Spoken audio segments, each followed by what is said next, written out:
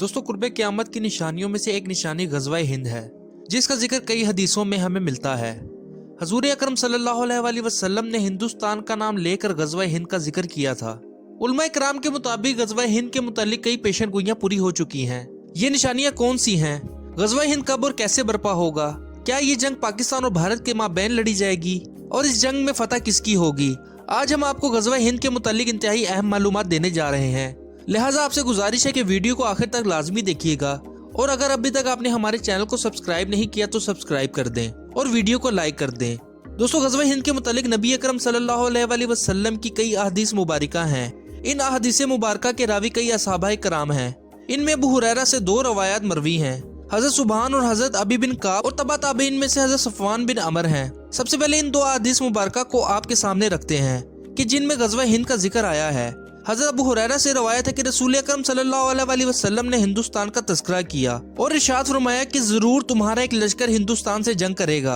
अल्लाह इन मुजाहिदों को फतह अता करेगा, हत्ता कि वो मुजाहिदीन इन बादशाहों को बेड़ियों में जकड़ कर लाएंगे और अल्लाह ताला उनकी मग़फ़िरत फरमा देगा। फिर जब वो मुसलमान वापस पलटेंगे तो हज़रत ईसा इब्ने मरियम को शाम में पाएंगे।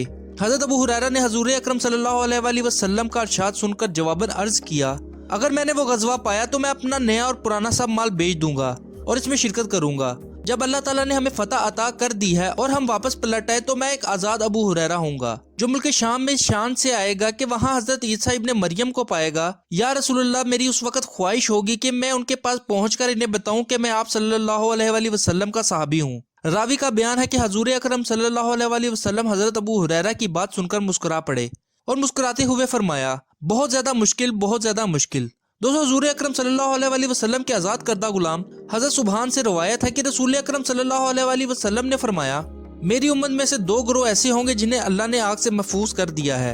एक ग्रोह हिंदुस्तान पर चढ़ाई करेगा और दूसरा ग्रोह वो होगा जो हज़रत ईसा इब्ने मरियम के साथ होगा। एक और मुकाम पर नबी अकरम सल्लल्लाहु अलैहि वसल्लम ने फरमाया कि मैं हिंद से नहीं हूँ मगर हिंद मुझसे है। अहदीस की कुतब में आया है कि नबी अकरम सल्लल्लाहु अलैहि वसल्लम ने इरशाद फरमाया कि जो लोग आखिरी ज़माने में शाम में होंगे इन्हें चाहिए कि वो ज़ेरे ज़मीन घर बनाएं। दोस्तों, ग़ज़वा-ए हिंद के हवाले से हज़रत नेमतुल्लाह शाह वली की पेशेनगोइयां भी मशहूर हैं। नेमतुल्लाह शाह वली फरमाते हैं कि ग़ज़वा-ए हिंद के दौरान दरियाए अटक 3 दफ़ा खून में लाल हो जाएगा, सरहद के गाजियों से ज़मीन कांपेगी, दिल्ली और कश्मीर फतह होगा और हज़रत इमाम महदी का खैमा गोता में होगा। ग़ज़वा-ए हिंद आखिरी फैसला कुन मार्का साबित होगा। इसी हवाले से उलमा कराम कहते हैं कि एक ज़माना आएगा जब अरब इंतहाई गैर मुस्तहकम हो जाएंगे तो अल्लाह गैर अरब कौम को उठाएगा जो कि हथियारों और लड़ाई में अरबों से बेहतर होगी और हिंदुस्तान पर कब्जा करेगी।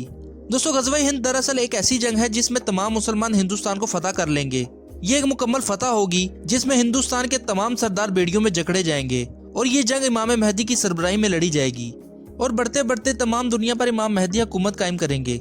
जिसके बाद हज़रत ईसा इब्ने मरियम तशरीफ लाएंगे जो कि आखिरी जंग मजदून में इमाम महदी के साथ होंगे।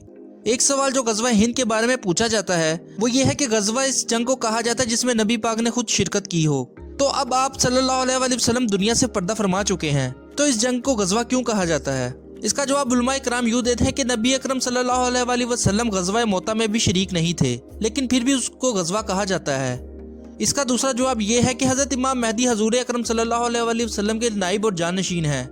आसान लफ्ज़ों में अगर हम आपको बताएं तो इमाम महदी का मकसद अल्लाह के दीन को दुनिया में फैलाना, अदल कायम करना, नबी अकरम सल्लल्लाहु अलैहि वसल्लम की रहमत लिल आलमीन की सिफ्त को तमाम आलम पर नाफिज करना है और जुल्म का बदला लेना है। लिहाजा इन सिफात की वजह से इसको ग़ज़वा कहा गया है। दोस्तों, नबी अकरम सल्लल्लाहु अलैहि वसल्लम के ज़माने में खुरासान एक बहुत ही बड़े इलाके का नाम था। इसमें ईरान, अफगानिस्तान, पाकिस्तान और वस्त एशिया के इलाके शामिल थे।